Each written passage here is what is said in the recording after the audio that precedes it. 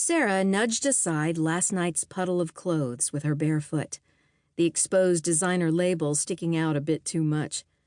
At the dresser in her childhood bedroom, she tugged open the drawer that without a doubt was just like she'd left it 12 years ago. The scent of lavender filled her nose. The familiar sight of favorite T-shirts and the sachets Mom tucked into every drawer soothed the ache in Sarah's chest. Pain that followed her to her mother's front porch in Brighton, Tennessee. She grabbed a T-shirt and a pair of cut-off shorts from the drawer and slipped them on in place of the borrowed nightshirt she'd been wearing, relieved that the old shorts still zipped and snapped without too much effort.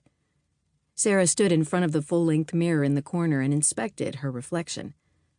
The faded Old Depot grocery T-shirt was a little tighter than she'd prefer, but it looked all right.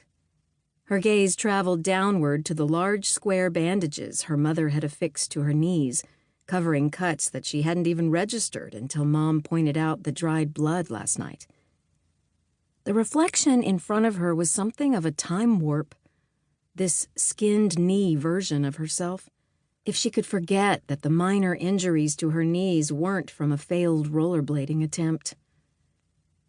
The aroma of Mom's famous biscuits and gravy drifted under the bedroom door. Sarah's high school throwbacks might fit now, but not for long if Mom started feeding her like this. Sarah patted down the hallway's worn beige carpet and entered the bathroom. She splashed cool water on her face. When she lifted her eyes, seeking the basket of hand towels Mom kept on the shelf beside the sink, Sarah spotted the large Triton seashell from Aaron's and her honeymoon 6 years ago, a gift she'd sent back home to her parents. Sarah held the shell to her ear, listening for the sound of waves. She'd walked that beach, hand in hand with her husband, an ocean of possibilities in front of them. She placed the shell back on the shelf and grabbed the towel. Pressing her face into the terry cloth, she attempted to scrub away the memory. Was it possible to go back and get a redo on life? Pretend there'd never been a reality beyond this rural town and a little girl's dream to play shopkeeper for the rest of her life? Following her nose, Sarah walked to the kitchen. Her mother faced the stove with a gingham apron tied around her waist, piling fluffy biscuits onto a platter. Overhead, Mom's hen collection adorned her cabinet tops, lined up in all shapes and sizes like they marched in a perpetual parade. Sarah smiled.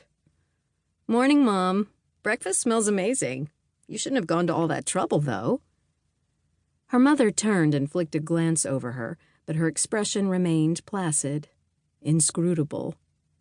"It's not every day my only daughter shows up for an impromptu visit."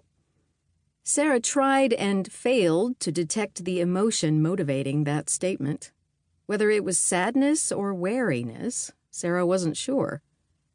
Though Mom had been roused from a deep sleep when Sarah arrived at 2 a.m, you wouldn't have been able to tell from the way she'd ushered Sarah inside, cleaned her wounds, and served her a cup of herbal tea before leading Sarah to her old bedroom. Always a hostess, even when the guest was completely unexpected. Or maybe Mom had expected Sarah to come these past 2 weeks, and the fact that it had taken her this long to seek her mother's comfort was the greater surprise.